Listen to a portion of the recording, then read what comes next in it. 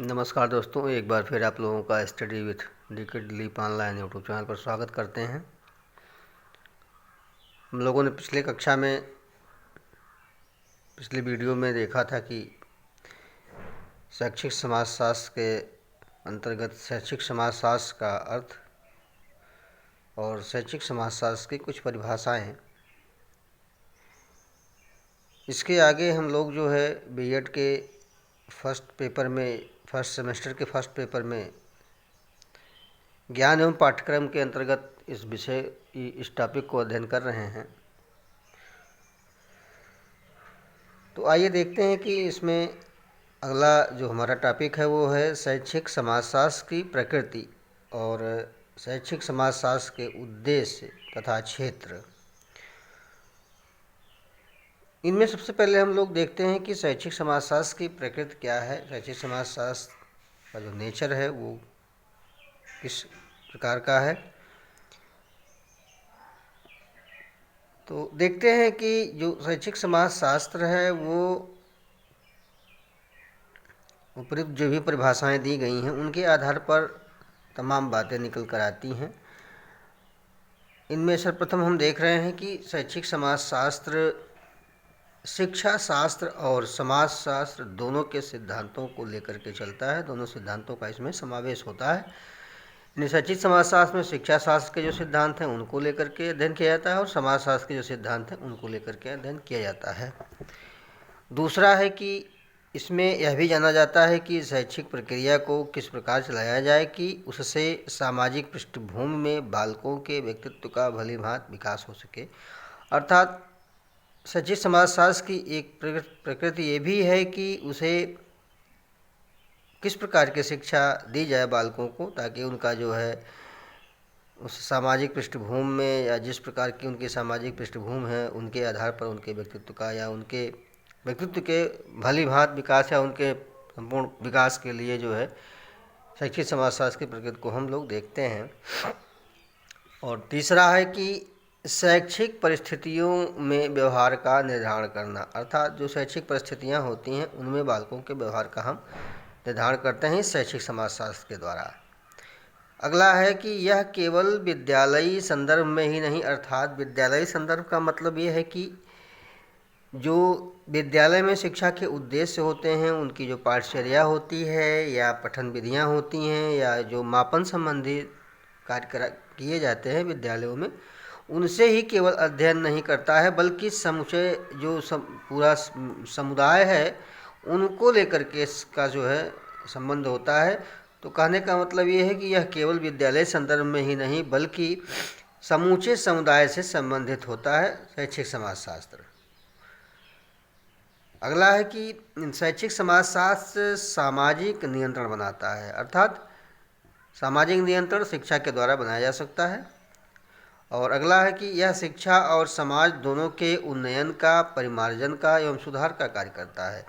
यानी कि शैक्षिक समाजशास्त्र में शिक्षा और समाज दोनों का यह विकास करता है, दोनों का परिमार्जन करता है।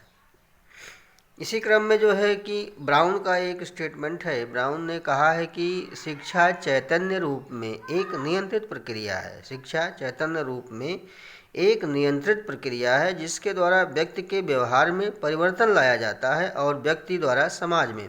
तो कहने का मतलब ये है कि जो शिक्षा है हमेशा क्या रहती है, चैतन्य अवस्था में रहती है, गतिशील अवस्था में रहती है। ऐसा हम कह सकते हैं कि हमेशा शिक्षा जो है चलती रहती है और इस शिक्षा के माध्यम से व्यक्तियों के व्यवहार में परिवर्तन लाया जाता है, व्यक्तियों के व्यवहार में सुधार किया जाता है। और जब व्यक्तियों के व्यवहार में सुधार किया जाएगा तो व्यक्ति द्वारा एक नए समाज का या व्यक्ति द्वारा समाज में परिवर्तन होगा, समाज में चेतना आएगी, समाज में जागृति उत्पन्न होगी। इस प्रकार से ब्राउन का जो स्टेटमेंट है कि शैक्षिक समाजशास्त्र के संदर्भ में शिक्षा एक चैतन्य रूप में नियंत्रित प्रक्रिया है और उसके द्वारा व्यक्ति में परिवर्तन लाया जाता है उसके व्यवहारों में, और दूसरा कि व्यक्ति द्वारा ही समाज का परिमार्जन और सुधार होता रहता है। इसके अलावा अगला स्टेटमेंट है कि शैक्षिक समाजशास्त्र का संबंध सामाजिक, सांस्कृतिक, जैविक, मनोवैज्ञानिक प्रभावों को जानने तथा शिक्षा में प्रयोग करने से होता है। अर्थात शैक्षिक समाजशास्त्र का यहाँ भी संबंध है कि जो सामाजिक, सांस्कृतिक, जैविक, मनोवैज्ञानिक जो भी चीज़ें हैं जो व्यक्ति को या समाज को प्रभावित करते हैं, उनका शिक्षा में प्रयोग करने से होता है, उनके प्रभावों को जानने से होता है, और इसका अध्ययन हम शैक्षिक समाजशास्त्र के अंतर्गत करते हैं। तो ये शैक्षिक समाजशास्त्र का जो संबंध है वो सामाजिक, सांस्कृतिक, जैविक सारे पहलुओं को, प्रभावों को जानने का प्रयास करता है। तो ये रहा जो है शैक्षिक समाजशास्त्र के नेचर को लेकर के कुछ जो है जानकारियाँ। और इसके बाद हम लोग देखेंगे कि शैक्षिक समाजशास्त्र का या शैक्षिक समाजशास्त्र के जो उद्देश्य हैं वो कौन कौन से हैं। शैक्षिक समाजशास्त्र के उद्देश्य में जैसा कि हम लोग जानते हैं कि जो वर्तमान समय चल रहा है या जो वर्तमान समय है उसमें शैक्षिक समाजशास्त्र जो है शिक्षा के जो प्रक्रिया चलती है उनमें ये महत्वपूर्ण भूमिका निभाता है। और शिक्षा को ऐसा माना जाता है कि जीवन को तैयार करने की एक प्रक्रिया है। और इस विचारधारा को जॉन डेवी और स्पेंसर ने भी माना है कि शिक्षा को जीवन की तैयारी की प्रक्रिया कहा जाता है। और शिक्षा एक ऐसा साधन है जो अधिगम करता है या जो सीखने वाला है उससे उसके सामने जो भी परिस्थितियां उत्पन्न होती हैं उनमें उनकी समस्याओं के समाधान में एक दिशा प्रदान करना या उनकी परिस्थितियों के समस्याओं में जो भी बाधाएं आ रही हैं उनके कार्यों में उनकी सफलतापूर्वक व्यवस्था करने, मैनेजमेंट करने की कार्य करता है शिक्षा। और शिक्षा में कहीं न कहीं, शिक्षा के द्वारा कहीं न कहीं व्यक्तियों के विकास का एक महत्वपूर्ण पहलू है। और इसी में शैक्षिक समाजशास्त्र जो है भी व्यक्ति के जीवन की तैयारी में जो भी बाधाएं आती हैं, उसके विकास में जो भी बाधाएं हैं, समस्याओं को समाधान करने में बहुत महत्वपूर्ण भूमिका निभाता है।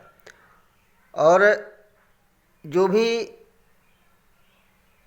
चीज़ें हैं, चाहे वह सामाजिक समूहों का हो या सामाजिक संस्थाओं का हो, ये शिक्षा जो है अपनी सही भूमिका अदा करने की योग्य इन्हें बना देता है।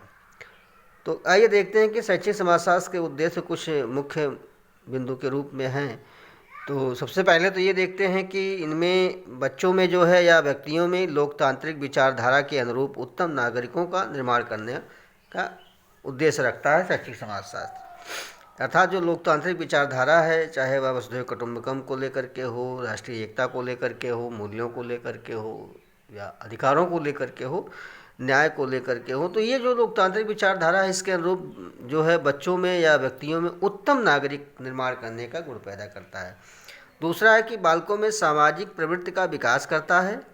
और जो शिक्षा के विविध अभिकरण हैं उनके संदर्भ में जो उनके आदर्श होते हैं, मूल्य होते हैं, सामाजिकताएं होती हैं, सांस्कृतिक और आर्थिक प्रवृत्तियों को, जीवन शैली को समझने का कार्य करता है शैक्षिक समाजशास्त्र। अर्थात जो बालकों में सामाजिक प्रवृत्ति होती है उसका विकास करता है, इसका उद्देश्य रखता है ये। और जो भी शिक्षा के विविध अभिकरण हैं उन अभिकरणों के जो आदर्श मूल्य हैं या उनकी जो आर्थिक प्रवृत्तियां हैं, सामाजिक सांस्कृतिक प्रवृत्तियां हैं, उनके जीवन शैली को समझाने का कार्य करता है। अगला है कि समाज में शिक्षक की भूमिका को मजबूती प्रदान करना। अर्थात जो शिक्षक है वो समाज में किस प्रकार से जो है बच्चों को या व्यक्तियों को जागरूक, शिक्षित करे, उसको मजबूती प्रदान करने का कार्य करता है शैक्षिक समाजशास्त्र।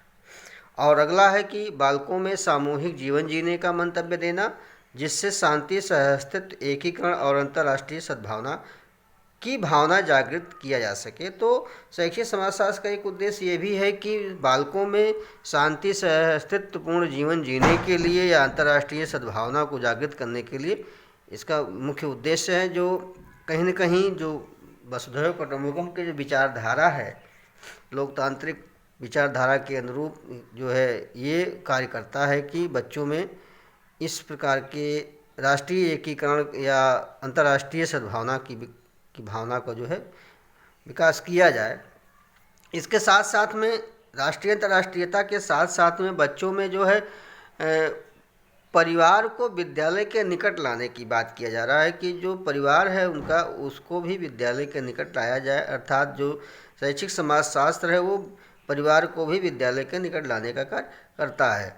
और अगला है कि बालकों के मूल्यांकन की प्रविधियों के चयन में भी सहायता देता है। अर्थात बालकों का मूल्यांकन किस प्रकार किया जाए, ऐसे प्रविधियों का भी चयन करने में ये सहायता देता है।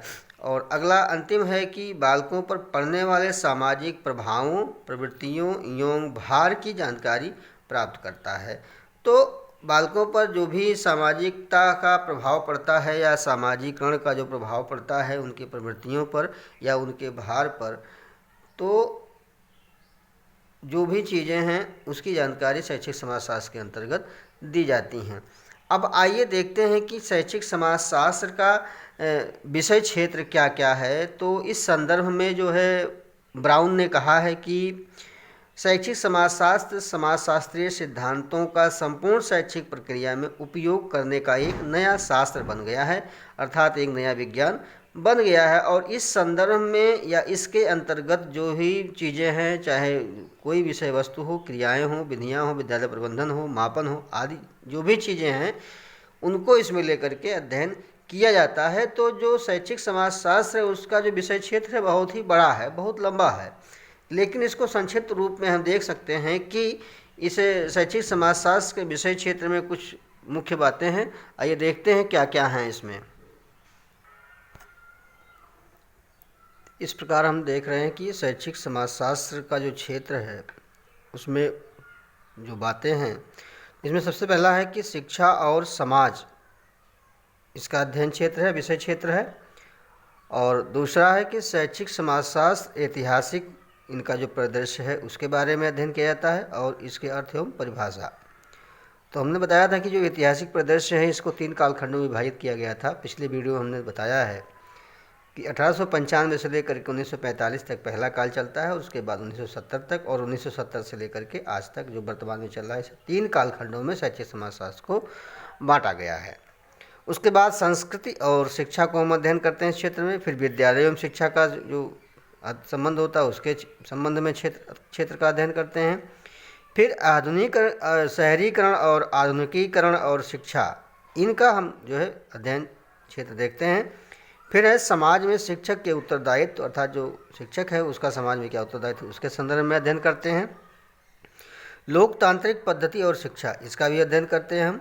सामाजिक प्रगति और सामाजिक गतिशीलता व शिक्षा, अर्थात जो सामाजिक गतिशीलता है वह शिक्षा के माध्यम से होता है, या जो व्यक्तियों का एक स्तर से दूसरे स्तर में चले जाना या इस एक क्षेत्र से दूसरे क्षेत्र में चले जाना, एक सामाजिक गतिशीलता के रूप में इसमें अध्ययन करते हैं। और अगला है कि जाति, वर्ग, धर्म, क्षेत्र, भाषा और शिक्षा, यानी कि जातियों के बारे में, वर्ग के बारे में, धर्म, क्षेत्र आदि भाषाओं के बारे में भी हम शिक्षा के संदर्भ क्षेत्र में अध्ययन करते हैं। उसके बाद सामाजिकरण और शिक्षा, फिर सामाजिक स्त्रीकरण और शिक्षा। तो सामाजिक स्त्रीकरण का मतलब होता है कि निम्न वर्ग से उच्च वर्ग में या उच्च वर्ग से निम्न वर्ग की ओर आना, यानी कि डाउन टू अर्थ और अपवर्ड टू डाउन, इस टाइप से जो शिक्षा समाजशास्त्र होता है, शैक्षिक समाजशास्त्र, उसको हम अध्ययन में देखेंगे, जिसको हम अगले वीडियो में बनाएंगे इसका कि सामाजिक स्त्रीकरण क्या है, सामाजिकरण क्या है। इसके बाद सामाजिक प्रबंधन और शिक्षा और समाज एवं सूचना प्रौद्योगिकी, ग्रामीण समाज से संबंध और शिक्षा का अध्ययन क्षेत्र होता है। और उसके बाद जो अंतिम है कि सुविधा विहीन वर्ग और उनकी शिक्षा, अर्थात जो वंचित वर्ग हैं उनकी शिक्षाओं के बारे में इसमें हम अध्ययन करते हैं। तो जो शैक्षिक समाजशास्त्र का क्षेत्र है ये इतने ही क्षेत्रों तक ही नहीं सीमित है, बल्कि इसका बहुत बड़ा विशद जो है इसके लक्ष्यों के निर्धारित करने में बहुत बड़ा हो जाता है। और इनमें क्योंकि जो शैक्षिक समाजशास्त्र है वो पूरे वैश्विक परिवर्तन या वैज्ञानिकता या शैक्षिक विकास के परिणाम स्वरूप समाज में परिवर्तन चाहता है, तो इस तरह से समाज में परिवर्तन होने पर भी शिक्षा बदलती जाती है और शैक्षिक परिवर्तन होने पर भी समाज में परिवर्तन होता रहता है। तो जो शैक्षिक समाजशास्त्र का विषय क्षेत्र है उसमें शिक्षा का कोई भी पहलू ऐसा नहीं है जिसका अध्ययन न किया जाता हो, और इसका प्रभाव भी व्यापक है। जिनमें हम मानव जीवन में या समाज में या शिक्षा में अध्ययन देखते हैं। तो इस प्रकार से ये आज का वीडियो रहा कि शैक्षिक समाजशास्त्र का उद्देश्य क्या है, शैक्षिक समाजशास्त्र की प्रकृति क्या है और शैक्षिक समाजशास्त्र का क्षेत्र क्या है, इसका कहाँ तक हम अध्ययन करते हैं। बस आज के लिए इतना ही। नमस्कार।